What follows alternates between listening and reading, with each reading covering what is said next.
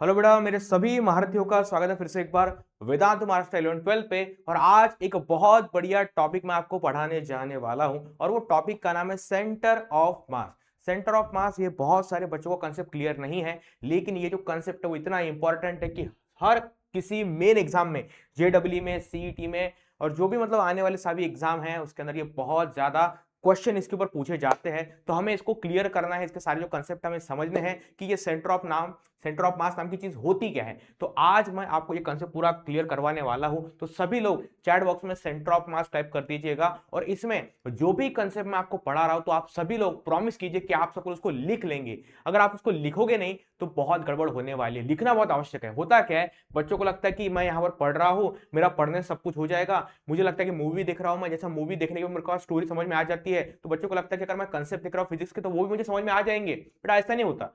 अगर तुम कंसेप्ट पढ़ रहे हो तो उसको देखना होता है, लिखना होता है, तब जाकर के बातें आपको समझ में आती है। और बहुत सारे बच्चे ऐसे हैं वो इस प्रकार से एक परफॉर्म करते हैं कि मतलब पढ़ रहे।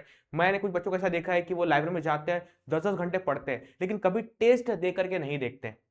बिल्कुल ही टेस्ट नहीं देते बेटा। टेस्ट आपको देनी होती है। आपको ऐसा नहीं कि मतलब क्लास में क्वेश्चन पढ़ाया गया तो आपको आ गया वो, तो क्लास में अगर क्वेश्चन पढ़ाया गया है तो वो टीचर को आ चुका है, तुमको नहीं आया वो क्वेश्चन। आपको समझ में आया है जब खुद से सॉल्व करोगे। टीचर ने डेरिवेशन यहां पर लिखा हुआ है, आपको लगता है मेरा डेरिवेशन हो चुका है, नहीं हुआ है तेरा डेरिवेशन, नहीं हुआ है। गोलू बेटा बात को समझो। अगर यहां पर टीचर डेरिवेशन सॉल्व करता है तो उसे वो आ चुका है, लेकिन तुझे अगर चाहता है वो तो लिख करके देखना एक बार। तो जब लिख करके देखेगा तुम्हें पता चलेगा कि मुझे इसमें से पहली स्टेप आती है, दूसरी स्टेप आती है, तीसरी स्टेप मेरे को आती नहीं है। ओके, मतलब जब तू पूरा मतलब 10 या 12 स्टेप का डेरिवेशन है कोई तो उसको लिखने की कोशिश करता है, वो तेरे को नहीं आता। क्यों नहीं आता? क्योंकि इसके अंदर बहुत सारे छोटे छोटे टर्म्स होते हैं। बड़े कंसेप्ट के अंदर बहुत सारे छोटे छोटे कंसेप्ट होते हैं, मैथमेटिकल चीजें होती है, वो नहीं आ रही। क्यों नहीं आ रही? क्योंकि तूने कभी लिख करके देखा ही नहीं। जब पहली बार लिख करके देखेगा तो 50% ही आएगा, दूसरी बार दिखेगा तो फिर 80% आएगा, और फिर तीसरी बार लिखेगा तो 100% आएगा। तो ये प्रैक्टिस आपकी होनी चाहिए। आपको लगता है कि ये जो माइंडसेट है ना, आपको लगता है कि हाँ मैंने देख लिया तो मेरे को आ गया, नहीं होगा। इतना सिंपल नहीं है जितना सोच रहे हो। तुमको भी लिख करके देखना पड़ेगा और फिजिक्स में करके देखना ही पड़ेगा। उसके सिवा कोई भी आपको चांस नहीं है। आपको लगता है कि फिजिक्स सबको आ जाएगा किस तरीके से, सिर्फ वीडियो देख करके नहीं होने वाला, नहीं होना। तो इसको ध्यान रखिए। आज हम बात करते हैं सेंटर ऑफ मास की। तो सेंटर ऑफ मास क्या होता है? ओके, बात कर सेंटर ऑफ मास की। तो सेंटर ऑफ मास, पहले वर्ड्स वर्ड्स के बीच में दिए गए अर्थ को समझो कि क्या बोला गया है। कि जब सेंटर ऑफ मास की बात की जा रही है तो उसमें क्या बोला गया है। सेंटर ऑफ मास की जब बात की जा रही है तो उसमें क्या बोला गया है। सेंटर ऑफ मास क्या है? सेंटर ऑफ मास क्या है? क्या ये कोई पॉइंट है? क्या ये कोई पॉइंट है? नहीं, ये पॉइंट नहीं है। ये पॉइंट नहीं है। सेंटर ऑफ मास के कोई पॉइंट है? पॉइंट नहीं है, नहीं है पॉइंट। ये है पॉइंट की पोजीशन, पॉइंट की पोजीशन। और कौन सा पॉइंट? कौन सा पॉइंट? ऐसा पॉइंट जहां पर बॉडी का पूरा मास एक्यूमुलेट हो चुका है ना। Where whole mass whole mass of a body whole mass of a body assumed to be concentrated, assumed to be concentrated। आ रही बात समझ में? Whole mass of the body assumed to be concentrated, whole mass of a body assumed to be concentrated। आ रही बात समझ में? Whole mass of the body assumed to be concentrated। Clear है बात? ये पॉइंट है क्या? नहीं, ये सिर्फ पॉइंट नहीं है, ये पॉइंट की पोजीशन है। सबसे पहले आप ये दिमाग में बात डाल दो कि जब मैं सेंटर ऑफ मास की बात कर रहा हूं तो centre of mass is nothing but the position of a point. ये एक पॉइंट की पोजीशन है। समझ रहे हो आप? ऐसा होता है, ये पॉइंट की पोजीशन होती है, ऐसा होता है। बाद में देखो, यहां पर देखो, यहां ये पॉइंट कौन सा है? हम किस पॉइंट की बात कर रहे हैं? हम, मुझे पता है कि हम पॉइंट की पोजीशन को ढूंढ रहे हैं, लेकिन ये पॉइंट है क्या? ये पॉइंट वो चीज है जहां पर बॉडी का पूरा मास कॉन्सेंट्रेट हो चुका है, कॉन्सेंट्रेट हो चुका है। समझा गोलू? समझा? क्लियर है बात? ऐसा होता है। पोजीशन की बात कर रहे हैं कि भैया ये जो पॉइंट है जहां पर पूरे बॉडी का मास कॉन्सेंट्रेट हो चुका है तो वो कहां पर है, इसको बोला जाता है सेंटर ऑफ मास। देखने में होता क्या है कि जब आप इसकी बात करते हैं, सेंटर ऑफ मास की जब बात करते हो, तो ऐसा लगता है कि अरे ठीक है, ये तो पॉइंट की बात की जा रही है, लेकिन ये बेसिकली पॉइंट की बात नहीं की जा रही है, पोजीशन की बात की जा रही है, उस पॉइंट के पोजीशन की बात की जा रही है। इसीलिए यहां पर ही गड़बड़ हो रही है। बहुत सारे बच्चे क्या करते हैं, उनको लगता है कि ये एक पॉइंट है, ये पॉइंट नहीं है। जो इनिशियल अपना जो परसेप्शन होता है, हमें लगता है कि ओके ठीक है, ये तो एक पॉइंट है, लेकिन भाई बात ऐसी नहीं है। उस जब ये फॉर्मूला तैयार किया जाता है, तो फॉर्मूले में आपको कुछ ऐसा मैथमेटिकल चीज दिखती है जिसमें डिस्टेंस की बात की जा रही है। किसकी बात की जा रही है? डिस्टेंस ही, मतलब एक्स एक्सिस से ये पॉइंट कहां पर है, वाई एक्सिस से ये पॉइंट कहां पर है, उसके बाद में ये जेड एक्सिस से ये पॉइंट कहां पर है। तो बेसिकली डिस्टेंस की बात की जाती है, मतलब डिस्टेंस कितना है, एक्स एक्सिस से सेंटर ऑफ मास कितनी दूरी पर है, वाई एक्सिस से सेंटर ऑफ मास कितनी दूरी पर है, जेड एक्सिस से सेंटर ऑफ मास कितनी दूरी पर है। तो ये पोजीशन की बात की जाती है, ना कि पॉइंट की बात की जा रही है। यहीं पर सारी दुनिया फंस रही है, यहीं पर सारे बच्चे मिस्टेक कर रहे हैं। तो ये अपने को नहीं करना है। तो समझ में आया? सबसे पहला पॉइंट, सबसे पहला पॉइंट ये है कि सेंटर ऑफ मास कोई पॉइंट नहीं है। सेंटर ऑफ मास पोजीशन है पॉइंट की। It is a position of a point where the whole mass of the system assume to be concentrated. इसको मैं ऐसे ही डिफाइन करूंगा भाई, आप कुछ भी समझो। ओके देखो, मैं इस तरीके से डिफाइन करता हूं ताकि वो न्यूमेरिकल सॉल्व करते समय काम में आए। मैं उसको ऐसे डिफाइन नहीं करता हूं कि जैसा बुक में दिया गया है, क्योंकि बुक में बहुत बार डेफिनेशन पढ़ते समय एक ऐसा रॉन्ग अजम्पशन तैयार हो जाता है जो अजम्पशन न्यूमेरिकल्स में काम नहीं आता। इसीलिए अगर यहां पर हम किसकी बात कर रहे हैं, अभी हम समझाने की बात कर रहे हैं आपको। सेंटर ऑफ मास मतलब ये देखो, होल, ऐसा पॉइंट जहां पर whole mass of the body assumed to be concentrated, ये हो चुका है। एकदम सही बात है आपकी, यही है। लेकिन जब मैं बोलूंगा, क्योंकि मुझे न्यूमेरिकल सॉल्व करने हैं ना, मुझे न्यूमेरिकल सॉल्व करने हैं, मुझे थोड़ा सा मार्क्स ओरिएंटेड चीजों को मुझे ध्यान देना है। तो जब मैं मार्क्स ओरिएंटेड चीजों को ध्यान देता हूं, उस केस में मुझे बताना पड़ेगा कि it is a point, it is, मैं बोलता हूं it is a position of a point, is a position of a point where it is a position of a point where the whole mass of the system, where the whole mass of the system assumed to be concentrated, assumed to be concentrated, कैसा है? assumed to be concentrated, assumed to be concentrated, assumed to be concentrated, assumed to be concentrated, assumed to be concentrated। Clear है बात? आ रहा है समझ में? इस प्रकार से काम करता है, where the whole mass of the system assumed to be concentrated। चलिए अब थोड़ा सा यहां पर कुछ चीजें आपको मैं एग्जांपल देता हूं। जैसे चलो एग्जांपल की बात करते हैं, थोड़ा सा एग्जांपल को समझने की कोशिश करते हैं। आई होप आपको क्लियर दिख रहा है। ये थोड़ा ये ब्लैक में थोड़ा गड़बड़ हो जाता है, लेकिन ठीक है, कोई बात नहीं, है ना? क्लियर है, क्लियर है, क्लियर है, क्लियर है। चलो ओके देखो, तो सेंटर ऑफ मास को हम अंडरस्टैंड करने की कोशिश करते हैं। देखो यहां पर सेंटर ऑफ मास, देखो यहां पर क्या हुआ, देखो मतलब एकदम जनरल अपना तरीका क्या होता है, जनरल तरीका क्या सोचने का, कि पहले एक हमने क्या लिया है, स्केल लिया है, एक कोई प्लेटफॉर्म लिया है, उसके बाद दो चीजें हमने रखी हुई है, और इसके नीचे हमने एक ऐसा ट्रायंगुलर कोई शेप, ऐसा कोई फलक्रम, जिसको बोलते हैं फलक्रम। आपने फलक्रम सुना होगा, फलक्रम नाम की चीज आपने 8, 9, 10 में कहीं पर भी पढ़ा होगा, फलक्रम। तो हम क्या करते हैं, ये प्लेटफॉर्म है, इसके नीचे हमने फलक्रम रख दिया, और यहाँ पर दो बॉडी है, और इसको हम बैलेंस करने की कोशिश कर रहे हैं, है ना? तो ये जो बॉडी है बैलेंस हो चुकी है एट पॉइंट सी, ये जो बॉडी है ये बैलेंस हो चुकी है at point C, at point C पे पोजीशन क्या हो चुकी है, बॉडी क्या हो चुकी है, बैलेंस हो चुकी है, बैलेंस हो चुकी है, राइट? चलो, तो ये हो गया बैलेंस वाला पॉइंट, इसको क्या बोलेंगे, सेंटर ऑफ मास। लेकिन मैंने आपको बोला ना कि ये हो गया, इसको ऐसा दिखाया जा रहा है कि हाँ centre of mass is a point, लेकिन ये भी जब ये थोड़ा सा आगे चलता है, ये जो कंसेप्ट जब आगे बढ़ता है, तो उसमें जो फॉर्मूले आएंगे, तो वहां पे आपको पोजीशन के बारे में दिखाया जाएगा। यहां पर ये एकदम बेसिक चीजें बताई जा रही है, जहां पर ये दिखाया जाता है कि अरे सेंटर ऑफ मास तो एक पॉइंट है, कि ये देखो ये बॉडी के अंदर ये पॉइंट है, यही क्या है, इसका सेंटर ऑफ मास है ना? मैथमेटिकली वो थोड़ा सा अलग चला जाता है। चलो उसके बाद में देखो, यहां पर एक बॉडी है, तो इसका सेंटर ऑफ मास इसके अंदर कहीं पर है ना? इसका सेंटर ऑफ मास इसके अंदर कहीं पर है, तो हम कैसे ढूंढेंगे उसको, है ना? कैसे ढूंढेंगे, हम कैसे पता करेंगे कि ओके ठीक है, मान लीजिए मैं इस बॉडी के ऊपर फोर्स लगाता हूं, अगर मैं इस बॉडी के ऊपर फोर्स लगाता हूं, तो मैं कैसे समझूं कि जो फोर्स लगा है वो सेंटर ऑफ मास पे लगा हुआ है ना?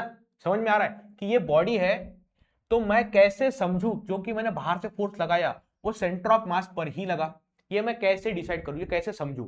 तो बहुत ही गजब कंसेप्ट मैं आपको बताना चाहता हूं। यहां पे देखो, हम कैसे समझे कि फोर्स लगा है बॉडी के ऊपर, लेकिन ये जो फोर्स है उस सेंटर ऑफ मास के ऊपर लगा।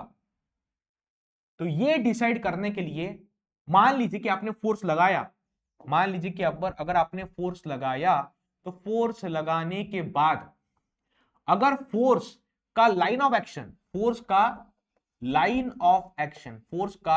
ऑफ एक्शन आपने लिया, और फोर्स का लाइन ऑफ एक्शन अगर सेंटर ऑफ मास से पास हो रहा है, तो उस केस में बॉडी फोर्स के लाइन ऑफ एक्शन के डायरेक्शन में ही ट्रेवल करने वाली है, फोर्स के लाइन ऑफ एक्शन में ही ट्रेवल करने वाली है।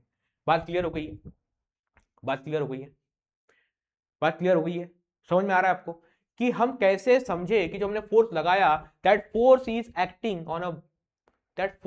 एक्टिंग ऑन सेंटर ऑफ मास। इसको डिसाइड करने के लिए, इसको समझने के लिए हम क्या करें? तो आप समझ लीजिए, आपने फोर्स लगाया और फोर्स की लाइन ऑफ एक्शन अगर सेंटर ऑफ मास से पास हो रही है, तो बॉडी उसी डायरेक्शन में ट्रेवल करेगी जिस डायरेक्शन में फोर्स की लाइन ऑफ एक्शन है। लेकिन अगर ऐसा हुआ कि फोर्स की line of action centre of मास से पास नहीं हो रही है, उस केस में मान लीजिए आपने इस प्रकार से यहां पर अगर फोर्स लगाया,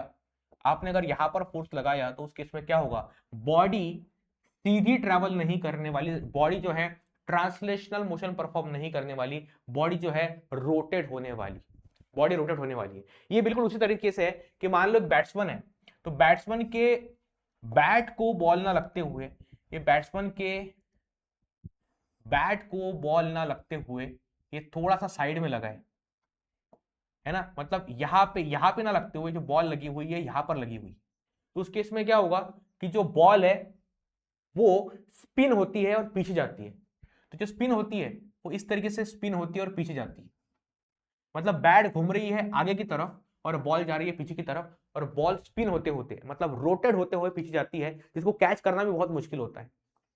इसको कैच करने में कैसा होता है? बहुत मुश्किल होता है। इसको कैच करने में कैसा होता है? बहुत मुश्किल होता है। क्लियर है बात?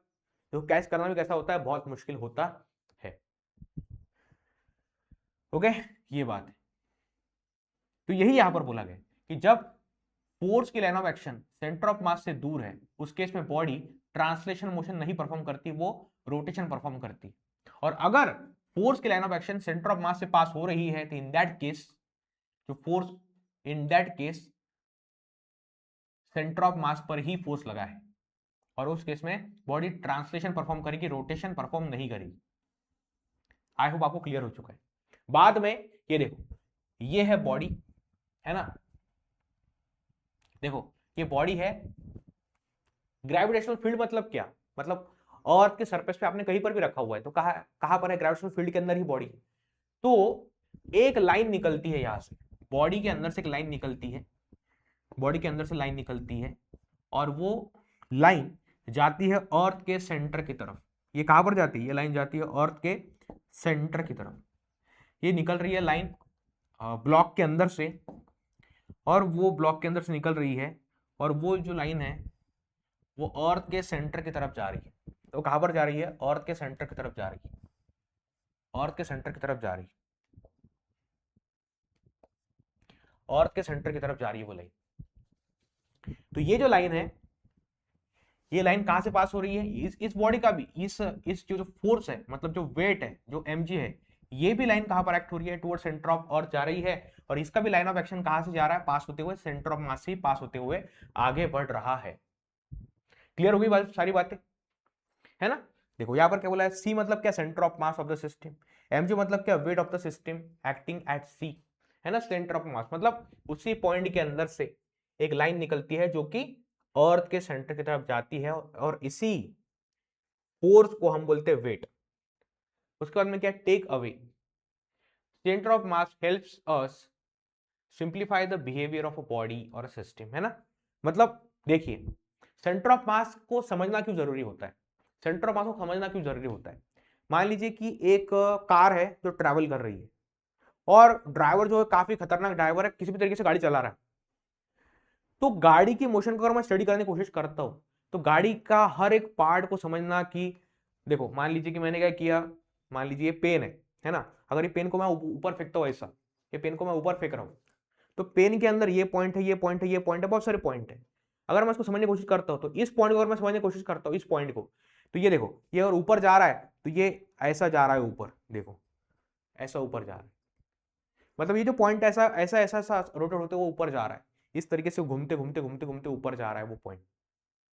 ये जो पॉइंट है वो इस तरीके से ऐसा ऐसा ऐसा ऐसा घूमते हुए ऊपर जा रहा है, जिसके मोशन को अगर मैं देखूं वो काफी डिफिकल्ट होता है। अब ऐसे इसकी मोशन को हम समझ नहीं सकते, इसको एक्सप्लेन भी नहीं कर सकते, इसलिए हमने क्या बोला, एक काम करो, इस पेन के अंदर का एक पॉइंट ढूंढो जिसको बोलते हैं सेंटर ऑफ मास, इस पेन के अंदर के एक पॉइंट को ढूंढो जिसको बोलते हैं सेंटर ऑफ मास। अब ये पेन घूमते घूमते ऊपर जा रहा है तो ये सेंटर ऑफ मास है, सेंटर ऑफ मास भी ऐसा ऊपर जा रहा है ना, मतलब पेन देखो ये पेन ऐसा घूमते घूमते ऊपर गया, लेकिन अगर मैं सेंटर ऑफ मास पे फोकस करूं तो सेंटर ऑफ मास जो होता है वो सीधा ऊपर गया और सीधा ही नीचे आया, ये होता है। तो सेंटर ऑफ मास बॉडी की मोशन को समझने के लिए हमें मदद करता है, it helps us to simplify the motion of irregular body, motion of an irregular body. Irregular body मतलब ये देखो हमने इसके सेंटर ऑफ मास को ढूंढ लिया, अब ये बॉडी ऐसे घूमते घूमते ऊपर जा रही है तो सेंटर ऑफ मास के ऊपर फोकस करो, सेंटर ऑफ मास सीधा ऊपर जाता है, सीधा नीचे आता है, बात खत्म हो गई। इस प्रकार से क्लियर है, क्लियर है, क्लियर हो गई बात, आ रहा समझ में? हाँ,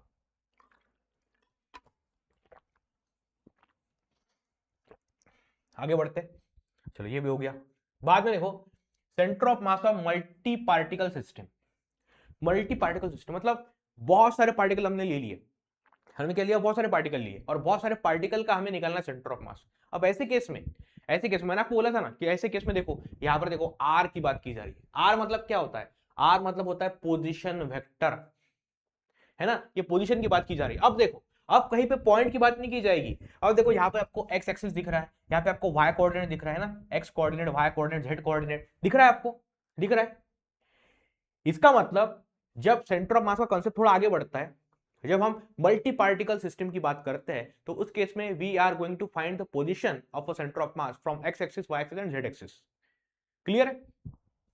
तो यहां पर देखो, यहां पर एक्स की बात की जा रही है, वाई की बात की, जेड की बात की जा रही है, और ये सारे कोऑर्डिनेट है। ये किसके कोऑर्डिनेट है? ये उस पॉइंट की कोऑर्डिनेट है जहां पर बॉडी का पूरा मास कॉन्सेंट्रेट हो चुका है, जिसी को हम सेंटर ऑफ मास बोलते हैं। ओके, ऐसी बात। तो centre of mass of multi particle system की हम बात कर रहे हैं। तो देखो यहाँ पे, तो पहले हमने क्या किया, एक बॉडी है, ऐसी फैली हुई बॉडी है, तो बॉडी को दिखा तो नहीं सकते हम, इसलिए हमने बॉडी के अंदर के कुछ पॉइंट्स दिखा दिए। हमने क्या किया, बॉडी को दिखा नहीं सकते इसलिए हमने बॉडी के अंदर के कुछ पॉइंट्स दिखा दिए। हमने ये M1 पॉइंट दिखा दिया, है ना, हमने ये M1 पॉइंट दिखा दिया, M1, हमने ये M1 पॉइंट दिखा दिया, फिर हमने M2 पॉइंट दिखा दिया, फिर हमने M3 पॉइंट दिखा दिया। ऐसे हमने पॉइंट्स दिखा दिए।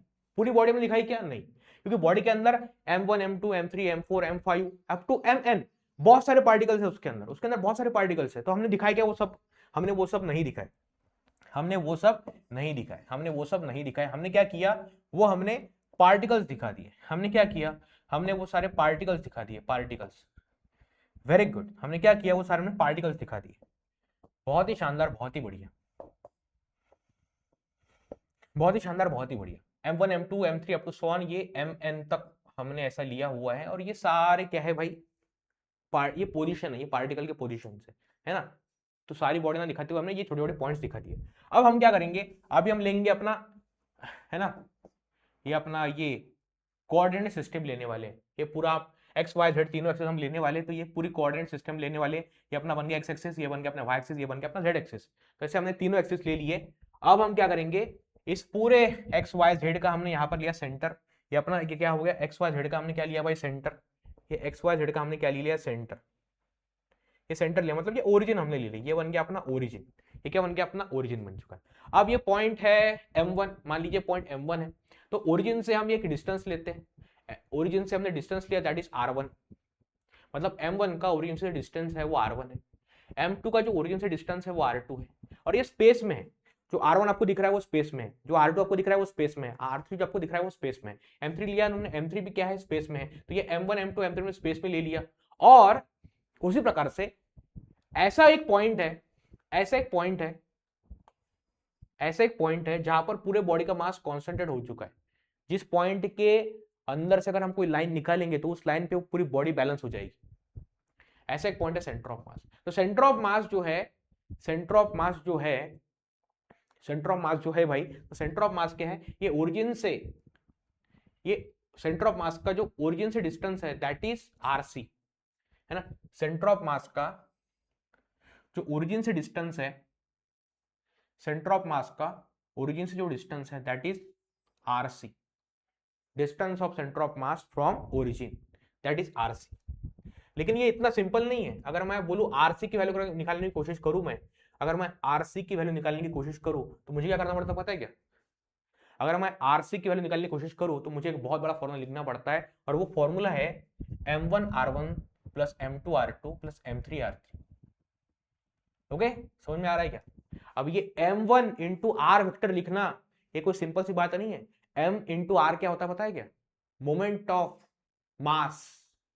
समझ में आ रहा है? ये मोमेंट ऑफ मास होता है, ये सिंपल सी बात नहीं है। देखो, एक मोमेंट कंसेप्ट है, एक मोमेंट ऑफ वेक्टर नाम का एक कंसेप्ट है। प्राचीन काल में, है ना, प्राचीन काल में एक बार, है ना, भगवान अपने गणों से एक कंसेप्ट संकल्पना बता रहे थे, तब ये कंसेप्ट बताया गया था सेंटर ऑफ मास को, है ना, सॉरी, मोमेंट ऑफ मास का। देखो, एक होता है concept moment, moment of vector नाम की एक चीज होती है ना, मोमेंट ऑफ वेक्टर नाम की चीज होती है ना। देखो कि मान लीजिए कि यहां पर कोई बॉडी है, यहां पर एक बॉडी है, और ये बॉडी का एक्सिस है। एक्सिस मतलब इसके अराउंड ये बॉडी पूरी घूम रही है। तो कोई यहां पे आया जोर से, कोई यहां से, कोई ऐसा कोई भागते हुए आया, और भागते हुए आकर के इसने यहाँ पर फोर्स लगाया। कोई भागते हुआ आया और यहाँ पर उसने फोर्स लगाया, ये फोर्स आया यहाँ पर लगा, ये फोर्स आया यहाँ पर लगा, ये फोर्स आया और ये फोर्स जो है वो यहाँ पर लगा, ये फोर्स आया, फोर्स यहाँ पर लगा। ओके, तो ये जो पॉइंट है, ये जो पॉइंट है, इस पॉइंट के ऊपर फोर्स लगा, ये जो पॉइंट है इस पॉइंट के ऊपर फोर्स लगा, ये पॉइंट है इस पॉइंट के ऊपर क्या लगा? फोर्स लगा। इस पॉइंट के ऊपर फोर्स लगा, है ना, समझ में आ रही बात आपको? इस पॉइंट के ऊपर क्या लगा? फोर्स लगा।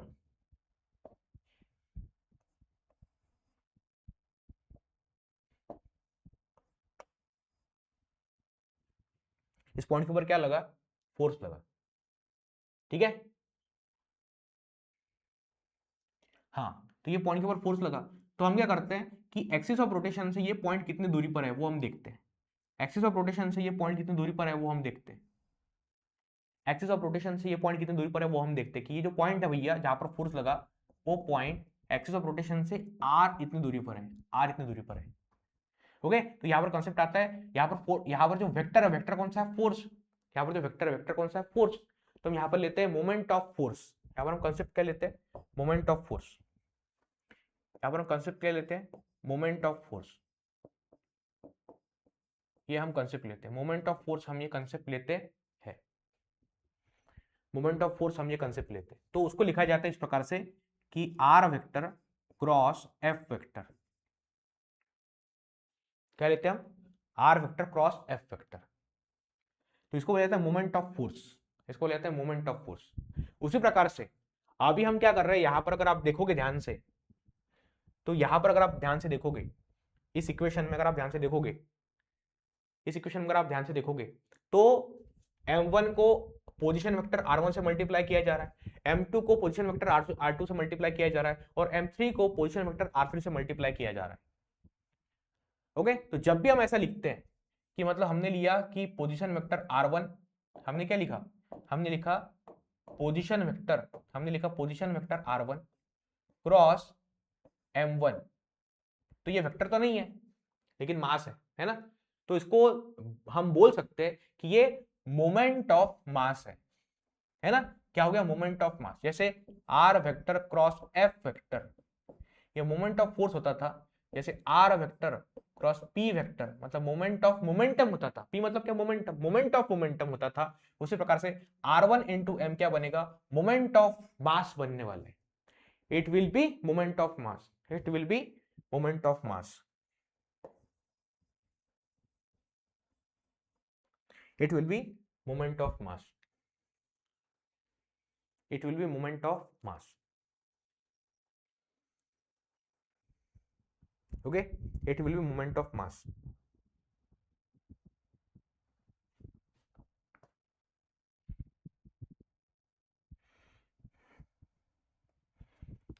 है ना, ऐसी बात। हाँ, तो ये आरसी वेक्टर है ना, जो आरसी वेक्टर है उसको कैसा लिखा जा रहा है, देखो समझ में आ रहा है। आरसी वेक्टर तो आपको लगता है कि सेंटर ऑफ मास, हाँ चलो ठीक है सेंटर ऑफ मास हो गया भाई, इतना सिंपल नहीं है वो, बहुत तुमको सोचना पड़ता है उसके ऊपर, है ना, इतना सिंपल नहीं है। ओके, तो हमने लिया यहाँ पर आरसी वेक्टर, तो आरसी वेक्टर को हमने कैसे लिखा, m1 vector m1 r1 m1 into r1 m plus m2 into r2 plus m3 into r3। यहाँ पर 3 पॉइंट है, मान लीजिए जो सिस्टम है वो 3 पॉइंट से बनी हुई है, इसलिए हमने m1 r1 लिया, m2 r2 लिया, m3 r3 लिया। चलो कोई बात नहीं, इसको हमने डिवाइड किया m1 m2 m3 से, हमने इसको डिवाइड किया m1 m2 और m3 से, इसको हमने डिवाइड किया m1 m2 और m3 से, तो ये हमने मास में इसको डिवाइड किया। क्लियर है बात। तो m1 r1 m2 r2 m3 r3 उसको मल्टीप्लाई किया, बाद में हमने इसको m1 plus m2 plus m3 इस प्रकार से हमने इसको डिवाइड किया, इस प्रकार से हमने डिवाइड किया इसको, है ना, इस प्रकार से। चलो, तो ये बन जाता है, ये जो r वेक्टर है, ये जो rc है, ये क्या बता रहा है आपको कि सेंटर ऑफ मास ओरिजिन से कहां पर है, दैट इज rc, ऐसे बन चुका है। क्लियर है बात। चलो, अब इसमें कैसा होता है, इसमें हम ये देखेंगे कि ये जो, इसको हम ऐसा दिखा सकते हैं ना, ये जो rc है ये कैसा है, ये स्पेस में हम वैल्यू बता रहे हैं, ये जो rc हमने दिखाया ये हमने कहां पर बताया, स्पेस में दिखाया, हमने जो आरसी दिखाया कहां पर दिखाया, स्पेस में। तो स्पेस में 3 कोऑर्डिनेट होते हैं, एक्स वाई और जेड, तो जो आरसी है इसको हम, इसका हम एक्स कोऑर्डिनेट निकाल सकते हैं, इसका हम वाई कोऑर्डिनेट निकाल सकते हैं और इसका हम जेड कोऑर्डिनेट भी निकाल सकते हैं। ओके, तो हमें वही करना है कि इस पॉइंट का हमें निकालना है, इस पॉइंट का हमें निकालना है, इस पॉइंट का हमें निकालना है एक्स कोऑर्डिनेट, मतलब ये जो सेंटर ऑफ मास है उसका हमने एक्स कोऑर्डिनेट निकालना है। तो मैंने क्या किया, यहां पर देखो कि m1 का x1 से कितना डिस्टेंस है, ये थोड़ा बदलेगा अभी, ये डायग्राम थोड़ी सी बदलने वाली है, थोड़ा सा मैं आपको दिखाता हूँ कि कैसे बदलेगी ये डायग्राम, है ना, ये आपको मैं दिखाता हूँ ये डायग्राम कैसे बदलने वाली, ये डायग्राम कैसे बदलेगी ये आपको मैं समझाता हूँ। हाँ, ये देखो कि ये अपना y एक्सिस, ये अपना x एक्सिस और ये अपना z एक्सिस,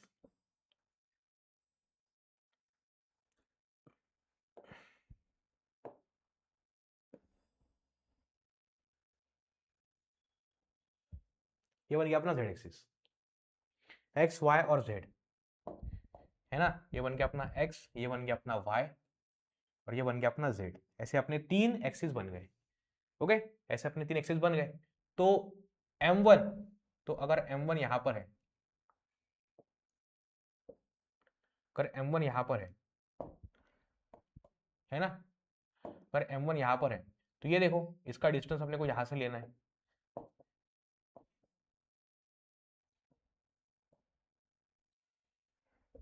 ना, है ना। चलो, तो ये हमने लिया x से कितना डिस्टेंस है इसका, हमने कितना, इसका जो है x से मतलब ये m1 है और m1 का x1 से डिस्टेंस कितना है ना, तो ये मान लीजिए x1 है। अब इसका हम y से निकाल सकते हैं ना, कि मतलब इसका y से कितना डिस्टेंस है वो भी निकाल सकते हैं। वो कैसा बनेगा, देखो वो क्या बनेगा, है ना, वो बनेगा y1, कभी कभी बहुत मुश्किल जाता है भाई ये, तो ये बनेगा कितना, ये बनेगा y1, ये बनेगा अपना y1। उसी प्रकार z से भी निकाल सकते हैं कि भैया z से कितनी दूरी पर है ना, z से कितनी दूरी पर है वो भी निकाल सकते हैं हम, कि z से कितनी दूरी पर है ना, z से कितनी दूरी पर है वो भी हम निकाल सकते हैं उसको। चलो कोई बात, इस प्रकार से ये भी आएगा, ये सारी चीजें आ जाएगी वहां पर। चलो कोई बात, तो ये हमने ऐसा दिखाया कि m1 का x1 से डिस्टेंस कितना है, m2 का x2 से डिस्टेंस कितना है, m3 का x3 से डिस्टेंस कितना है, इसको डिवाइड हम करते हैं m1 m2 m3, इसको हम डिवाइड करते हैं m1 x2 m1 m2 and m3 इस प्रकार से। उसके बाद में उसके बाद में हमने y लिया, तो m1 का y1 से डिस्टेंस, m2 का y2 से डिस्टेंस, m3 का y3 से डिस्टेंस, उसको डिवाइड बाय हमने m1 m2 m3 कर दिया। उसको बाद z देखो, m1 का z1 से, m2 का z2 से, m3 का z3 से, उसको हमने divide by m1 m2 plus m3 कर दिया। इस प्रकार से हो गया ये काम पूरा, राइट? ऐसा होता है। तो ये सारे सेंटर ऑफ मास है, मतलब ये जो है ये सेंटर ऑफ मास की पोजीशन है। समझ में आ रहा है आपको कि ये सेंटर ऑफ मास की पोजीशन है, और ये सेंटर ऑफ मास की पोजीशन है with respect to x axis, ये सेंटर ऑफ मास की पोजीशन है with respect to y axis, ये सेंटर ऑफ मास की पोजीशन है with respect to z axis. इस प्रकार से हो गए, इस प्रकार से।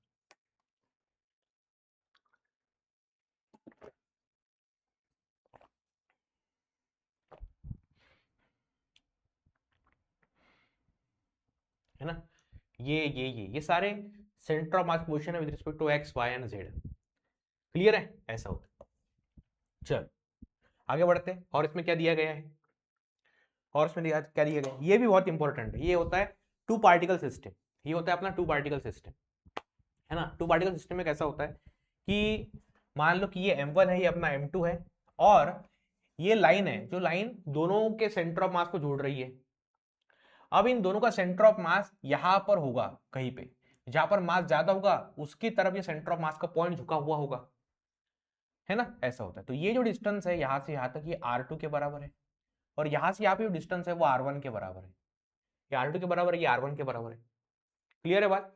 इस प्रकार से अब मुझे क्या निकालना है, मुझे r1 की वैल्यू निकालनी है कि भैया m1 से, इस पॉइंट से m1 से सेंटर ऑफ मास कितनी दूरी पर है ना। तो मुझे क्या निकालना है, m1 से सेंटर ऑफ मास r1 कितनी दूरी पर है। तो r1 निकालने के लिए मैं क्या करता हूँ, m2 लेता हूँ और डिवाइडेड बाय टोटल डिस्टेंस, है ना। देखो इन दोनों में डिस्टेंस कितना है, r के बराबर है। इन दोनों में डिस्टेंस कितना है, इन दोनों में डिस्टेंस जो है वो r के बराबर है। तो हमने m2 इंटू r लिया, डिवाइड बाय हमने m1 प्लस m2 कर दिया। आ रही बात समझ में? हमने m2 लिया इंटू r कर दिया, और डिवाइड बाय m1 प्लस हमने m2 कर दिया। बाद में हमने r2 लिया, यहाँ पर r2 हमने लिया, तो हमने r2 जो लिया है, मतलब ये भाई m2 से सेंटर ऑफ मास कितनी दूरी पर है, तो r2 इतनी दूरी पर है। तो हमने यहाँ पर लिया m1 इंटू r1, हमने लिया फिर m1 into r divided by m1 plus m2।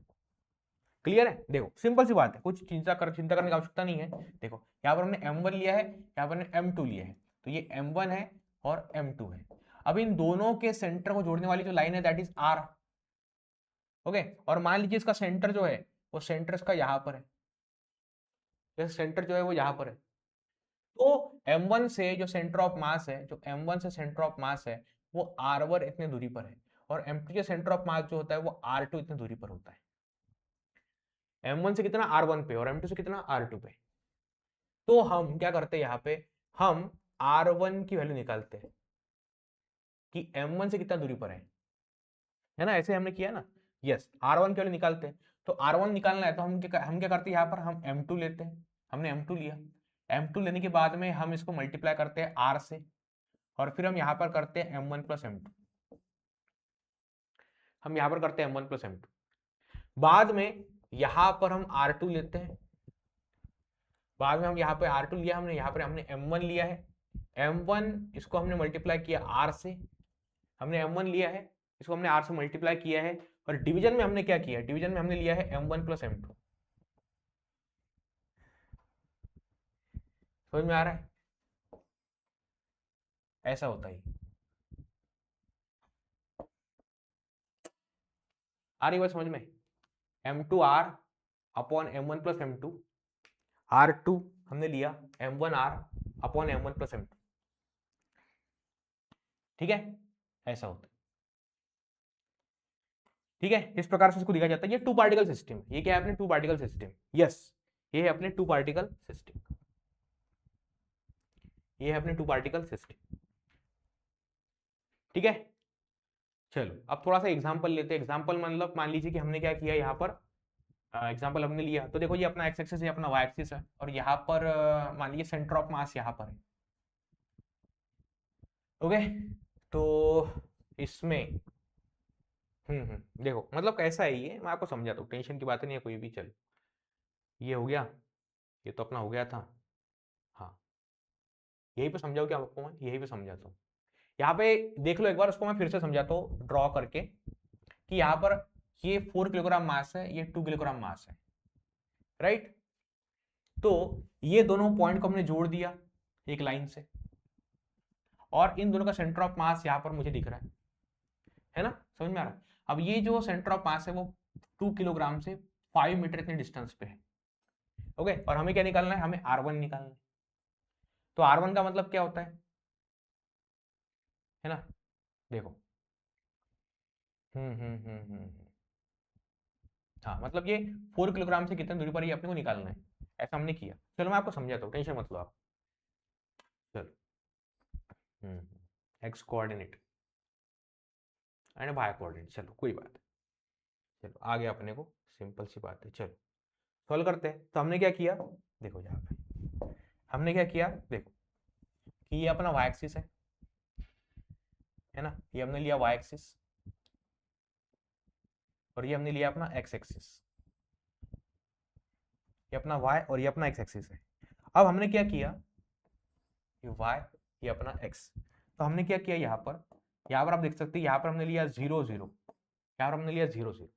अब यहाँ पर एक पॉइंट है, यहाँ पर हमने पॉइंट लिया, ये ओरिजिन है, तो ओरिजिन पे हमने जो पॉइंट लिया है उसका वजन है 4 किलोग्राम, उसका वजन है 4 किलोग्राम। उसके बाद में यहाँ पर एक पॉइंट है, उसका मास है 2 किलोग्राम, है ना, ये 4 किलोग्राम ये 2 किलोग्राम ऐसा मास है। अब हम एक लाइन से इसको जोड़ते हैं। हमने क्या किया, इसको हमने जोड़ दिया, हमने दोनों मासेस को एक लाइन से हमने जोड़ दिया, ठीक है। अब इसका जो सेंटर ऑफ मास है, सेंटर ऑफ मास है वो यहाँ पर है, इसका सेंटर ऑफ मास कहाँ पर है, यहाँ पर। अब मान लीजिए कि इनका कहना ये है कि 2 किलोग्राम से ये जो पॉइंट है वो 5 मीटर की दूरी पर है। कितना, 5 मीटर की दूरी पर। अब हमें निकालना है कि मतलब ये देखो, ये समझो R2 हमें मिल गया, लेकिन हमें R1 निकालना है, तो अभी हम R1 निकालते हैं। तो R1 का फॉर्मूला हमने क्या बोला था, R1 का फॉर्मूला हमने बोला था कि M2 ले लो, है ना, यहाँ पर M2 ले लो, फिर R ले लो, डिवीजन में M1 प्लस M2 ले लो, इस प्रकार से। तो हमने R1 लिया है यहाँ पर, तो R1 की हमने वैल्यू ली है ना, R1 हमने लिया, और M2 का 2 लिया है हमने। यहाँ पर जो टोटल डिस्टेंस है, टोटल डिस्टेंस दिया हुआ है क्या अपने को, दोनों में टोटल डिस्टेंस दिया हुआ है क्या, टोटल डिस्टेंस दिया हुआ है क्या अपने को, टोटल डिस्टेंस 5 है शायद, है ना, ओके, दोनों में टोटल डिस्टेंस 5 दिया गया है। चलो कोई बात, दोनों में टोटल जो डिस्टेंस है वो 5 दिया गया है, ओके। दोनों में जो टोटल डिस्टेंस है, तो दोनों में जो टोटल डिस्टेंस दिया गया है दैट इज 5 मीटर जो है टोटल डिस्टेंस है, दोनों में दिया गया है। चलो, तो हमें R1 निकालना है, तो हमने क्या लिया, M2 कितना है 2, R कितना है 5, डिवाइडेड बाय इसका मास कितना है 4, उसका मास कितना है 2, है ना, 5 दूनी 10, 4 आणि 2 6, है ना। R1 ची व्हॅल्यू काय झाली 10/6, है ना, R1 ची व्हॅल्यू काय झाली 10/6, ओके। त्याच प्रकारे आपण R2 ची व्हॅल्यू काढू शकतो, R2 ची आपण व्हॅल्यू काढू शकतो। R2 ची व्हॅल्यू काय येणार आहे पहा आता, ठीक आहे, नाही काढली तरी चालेल, पण आपण काढून घेऊ आता। R2 ची व्हॅल्यू काय येणार 4, टोटल डिस्टेंस कितनी 5 डिवाइडेड बाय 4 प्लस 2, 9/6, 9/6 असं, म्हणजे R1 की वैल्यू क्या झाली आपली 10/6 आणि R2 की वैल्यू क्या आपली 9/6। चलो, अब हमें निकालना है कि मान लीजिए कि यहाँ पर जो एंगल है, ये जो लाइन है, वो एंगल जो बना रही है एक्स एक्सिस के साथ में दैट इज 37 डिग्री, है ना। ये जो लाइन है वो एक्स एक्सिस के साथ में जो एंगल बना रही है दैट इज 37 डिग्री, ओके। तो हम क्या करते हैं, इसका एक्स और वाई कोऑर्डिनेट निकालते हैं। हम क्या करते हैं, इसका ये जो पॉइंट है, इस पॉइंट का हम निकालते हैं एक्स एंड वाई कोऑर्डिनेट। इसका हम क्या निकालते हैं, जो पॉइंट है इस पॉइंट का हम निकालते हैं x and y coordinate, okay. तो हम क्या करते हैं, यहाँ पर ट्रायंगल बना लेते हैं ऐसा, हमने यहाँ पर ट्रायंगल बनाया, तो यहाँ पर अपना एक्स कोऑर्डिनेट बनेगा और यहाँ पर अपना वाई कोऑर्डिनेट बनने वाला है, एक्स कोऑर्डिनेट बनेगा और अपना वाई कोऑर्डिनेट यहाँ पर बनने वाला है ना। तो एक्स की वैल्यू क्या आने वाली है ना, तो एक्स की वैल्यू आने वाली है, देखो, है ना, कॉस थीटा, ये अगर एंगल 37 है तो कॉस 37 क्या आने वाला है, कॉस 37, कॉस 37 आएगा adjacent side upon hypotenuse, hypotenuse कितना है यहाँ पर R1 है, x अपॉन R1, राइट। और अगर मैं y की बात करूँ तो y आता है साइन, है ना, साइन साइन 37 आता है, साइन 37 आता है, तो साइन 37 होता है ना, sine 37 adjacent side upon hypotenuse, तो साइन 37 अगर हमने लिखा तो y upon R1, y upon R1, तो x की वैल्यू क्या बनने वाली है, x कोऑर्डिनेट की वैल्यू बनेगी R1 cos 37, और y1 की वैल्यू क्या बनने वाली है, y की वैल्यू क्या बनने वाली है R1 sin 37, ऐसा ऐसा होने वाला है, ऐसा।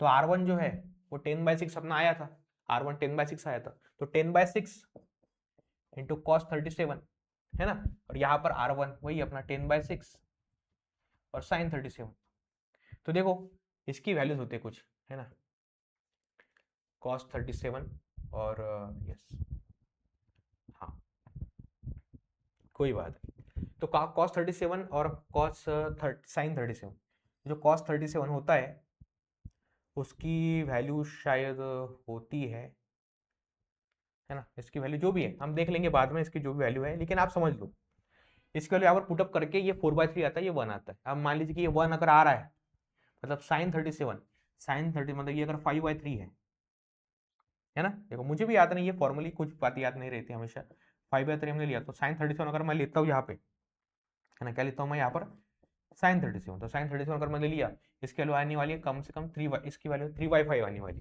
तो 3/5 अगर ये आ गया तो ये आ सकता है, राइट, इस प्रकार से। बाकी ये 4/3 आया है, मतलब अगर ये cos 37 है ना, ये 5/3 आया है अपना, तो ये 5/3 से, अगर 5/3 से ये अगर 4/3 बना है, मतलब यहाँ पर 5 है, यहाँ पर 1/5, हाँ, मतलब cos 37 1/5 है, 5 से 4/5, हाँ 4/5, यस, cos 37 4/5, 5 से 5 कटा 4/3, और साइन की वैल्यू 3/5, 4/5 3/5, चलो इसको हम रख देते हैं यहाँ पे 4/5 एंड 3/5, है ना, 10/6 हमने लिया, 10/6 मतलब कितना 5/3, है ना, क्या है इसकी वैल्यू, यहाँ पे ऊपर आएगा 5/3 आने वाला है, तो cos 37 इसकी वैल्यू क्या आती है, इसकी वैल्यू होती है 4/5, हाँ इसकी वैल्यू तो 4/5, तो ये बनेगा 4/3, और ये 10/6 है, तो साइन 37 क्या बनेगा, साइन 37 क्या बनेगा, साइन 37 कुछ क्या आया था अपना, साइन 37 देखो कितना आया था, साइन 37 3/5 आया था, हाँ 3/5, ओके, तो 3/5 मतलब 5/3, 3/5,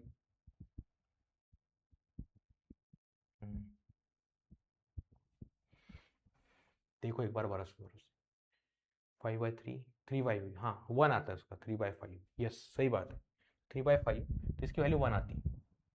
चलो ये भी हो गया क्लियर अपना, एग्जाम्पल भी सॉल्व हो गया, चलो आगे बढ़ते हैं, आगे देखो क्या बोला है, देखो आगे क्या बोला गया है यहाँ पर, हाँ कितना हुआ अपना, काफ़ी लंबा सेशन हो गया, 45 मिनट बोला, 25 मिनट बोला था, काफ़ी लंबा सेशन, चलो इसके बाद हम बात करते हैं centre of mass of continuous mass distribution, मतलब बहुत बड़ा मास डिस्ट्रीब्यूशन किया गया है, मतलब कुछ ज़्यादा ही इरेगुलर बॉडी और बहुत फैली हुई बॉडी है। अब इस केस अगर हम सेंटर ऑफ मास की बात करते हैं, है ना, इस केस में अगर हम सेंटर ऑफ मास की बात करते हैं तो क्या होने वाला है यहाँ पर, इस केस में अगर हम सेंटर ऑफ मास की बात करते हैं तो क्या होगा, देखो ये पूरी बॉडी इस प्रकार से डिस्ट्रीब्यूट हो चुकी है, तो हमें पता है कि इस बॉडी का सेंटर ऑफ मास यहाँ पर है, और ओरिजिन से वो इतने दूरी पर है ना, ओरिजिन से वो कितनी दूरी पर है, आर से इतनी दूरी पर है, तो हमें अगर इसका पूरा निकालना है पोजीशन ऑफ सेंटर ऑफ मास, तो हम क्या करते हैं, हम इस बहुत बड़े बॉडी का छोटा सा पार्ट लेते हैं, हम इस बहुत बड़ी बॉडी का छोटा सा पार्ट लेते हैं, हम इस बहुत बड़े बॉडी का छोटा सा पार्ट यहाँ पर लेते हैं, तो हमने बहुत बड़ी बॉडी का छोटा सा पार्ट यहाँ पर ले लिया, तो हम देखेंगे इसका डिस्टेंस कितना है, आर है, ओके, तो आर सी मतलब क्या होता है, position of centre of mass, है ना, तो ये r into d m divided by m, है ना, हम ऐसे ही करते हैं ना, इसको हमने इंटीग्रेशन के फॉर्म में लिखा है ना। देखो अपने पास क्या था, अपने पास आरसी मतलब क्या था, आरसी मतलब था m1r1 plus m2r2 plus m3r3 और ऐसा करते करते करते अपने पास में था वो mn इसको हमने डिवाइड किया, डिवाइड हमने कर दिया इसको, ये बन गया अपना m1 plus m2 plus m3, ऐसा करते करते ये हो गया mn, इस प्रकार से। ठीक है, ऐसा हो गया। अब इसको अगर मैं लिखूं तो ये बनेगा summation, summation over m i r i, है ना, यहां पर आएगा डिवीजन में समेशन ऑफ एम आई, इसी को इंटीग्रेशन के टर्म में लिखा जाएगा, इंटीग्रेशन ऑफ है ना आर सी एम, है ना, इंटीग्रेशन ऑफ आर एम लिखो, कोई प्रॉब्लम नहीं, इंटीग्रेशन ऑफ आर एम, है ना, आर तो कोई प्रॉब्लम नहीं, समझो आर आएगा यहाँ पे, और डीएम, हर एक छोटा छोटा मास अपने को, हर एक छोटा छोटा मास अपने को लेना है वहां पे, हमने हर एक छोटा छोटा मास यहाँ पर लिया है, तो यहाँ पर इंटीग्रेशन ऑफ एम आएगा, है ना, एम, यस, बस अपने को ऐसा यहाँ पर लिखना है, इंटीग्रेशन ऑफ डीएम, हाँ डीएम, इंटीग्रेशन ऑफ डीएम। चलो ये समेशन को इस तरीके से लिखा जाता है, समेशन को इस तरीके से लिखा जाता है, तो यहाँ पे आएगा r c integration of r dm divided by dm, है ना, तो ये डीएम जो होता है इंटीग्रेट करके एम आएगा, तो ये 1/m कॉमन निकल गया, अब इंटीग्रेशन आर इंटू डीएम हो गया, इस प्रकार से हो गए, ऐसा होता है। और फिर वही अपना कि आर जो है वो एक्स वाई जेड से बना हुआ है, तीनों कोऑर्डिनेट लिखने पड़ेंगे अपने को, तो तीनों कोऑर्डिनेट निकालो, एक्स की वैल्यू कितनी है, x dm upon dm, y की वैल्यू निकालो, y dm upon dm, z मतलब जेड डीएम अपॉन डीएम, इस प्रकार से। ओके चलो, तो यहां पर हमने पूरा जो कंसेप्ट आपको समझाया, इसमें आपको किसी कोई चिंता करने की आवश्यकता नहीं है, मतलब ये आपके सभी मतलब सीईटी का, बोर्ड का, जेडब्ल्यू का, नीट का, सभी बच्चों के लिए काम में आने वाला कंटेंट है। थोड़ा ये लेंथी हो गया, कोई प्रॉब्लम नहीं, थोड़ा ज्यादा पढ़ लीजिए और उसको नोट डाउन कर लीजिएगा। ओके, जो भी आपकी समस्या है आप कमेंट बॉक्स में डाल सकते हैं, डेफिनेटली हम उसके ऊपर वीडियो बनाएंगे। और यहाँ पर वेदांत तो आपके लिए बहुत नई नई चीजें लेकर के आया है, और वो चीजें कौन कौन सी है तो बेटा आपको बताना चाहता हूँ मैं। 11th वालों के लिए, 12th वालों के लिए हमारे पास बहुत सारी हमने नई चीजें लाई है, जैसे न्यू 2.2, 11th वालों के लिए न्यू 2.2 बैच आ चुकी है। जो भी बच्चे 11th में आना चाहते हैं, पढ़ाई करना चाहते हैं, जिन्होंने अभी अब तक अपनी पढ़ाई स्टार्ट नहीं की है, तो आप न्यू 2.0 में आकर के अपनी पढ़ाई यहाँ पर स्टार्ट कर सकते हो, राइट। बाद में हमने इसके अंदर AIO फीचर लाए हैं, मतलब हमने YT सेशन के ऊपर जो भाई 11th वालों के लिए, 12th वालों के लिए जो भी हमारे YT सेशन जाते हैं, तो सेम कंटेंट हमारा ऐप के अंदर भी होता है, और ऐप के अंदर आपको हमारे पेड बैचेस की तरह ही फीचर्स मिलते हैं, जिसके अंदर डीपीपी होता है, टेस्ट होता है, डाउट सॉल्विंग होता है, ये सारी चीजें, और ये 7 ऐसे फीचर्स आते हैं, तो यहाँ पर वो 7 फीचर्स हैं, इसको हम AIO बोलते हैं, राइट। बाद में आप देख सकते हो बेटा 11th वालों के लिए हमारे पास में क्या है, विजय सीरीज है, तो जो भी अपना कंटेंट आता है 11th वालों के लिए, वो 11th वालों के लिए हमारे ऐप के अंदर विजय सीरीज के नाम पर जाता है, तो आप लोग इसको ध्यान रखिएगा, राइट। उसके बाद में देखो नीट का जो रिजल्ट है काफी शानदार आया है, सार्थक पाटिल को पूरे ऑल इंडिया रैंक उसका 10th आ चुका है, मतलब बहुत बढ़िया रिजल्ट है वेदांतु का। ओके, उसके बाद आप देख सकते हैं यहाँ पर बहुत सारे रिजल्ट है। उसके बाद में ये देखो, ये जो बच्चे 12th में हैं और 11th 12th में हैं और सीडी का प्रिपरेशन करना चाहते हो, तो सीडी के लिए उनको लोग बुक चाहिए, तो बेटा यहाँ पर देखो ये 4 बुक्स है, फिजिक्स, केमिस्ट्री, मैथ्स, बायो के, और ये बुक्स काफी खास है, राइट। इसके अंदर बहुत ही सॉर्टेड फॉर्म में आपको पूरा कंटेंट दिया गया है, आप पढ़ के बहुत अच्छा प्रिपरेशन कर सकते हैं उसके माध्यम से। बाद में आप देख सकते हो बेटा यहाँ पे, हाँ, और कोई भी कोर्स खरीदने से पहले आपको IB सेट की एग्जाम देनी है। IB सेट की अगर आप एग्जाम देते हो, अगर आपको अच्छे मार्क्स मिलते हैं, तो कोई भी कोर्स में आपको 90% तक स्कॉलरशिप मिल सकती है, तो ये बात सभी लोग याद रखिएगा। ओके, तो ये सारी चीजें वेदांत तो आपके लिए लाया है, और बहुत सारी चीजें लाने वाला है, और MV सेट की एग्जाम भी आपके लिए आ चुकी है, तो सभी लोग MV सेट के एग्जाम के लिए एनरोलमेंट कर लीजिएगा। वीडियो के डिस्क्रिप्शन में वहां पर MV सेट के एग्जाम का लिंक दिया गया है। चलिए बेटा, तो ये यहाँ पर रुकते हैं, जो भी आपकी समस्याएं हैं हमें कमेंट कर सकते हैं, और हम वहाँ पे आपको डेफिनेटली इसका सोल्यूशन बताएंगे। Thank you so much, bye bye and take care.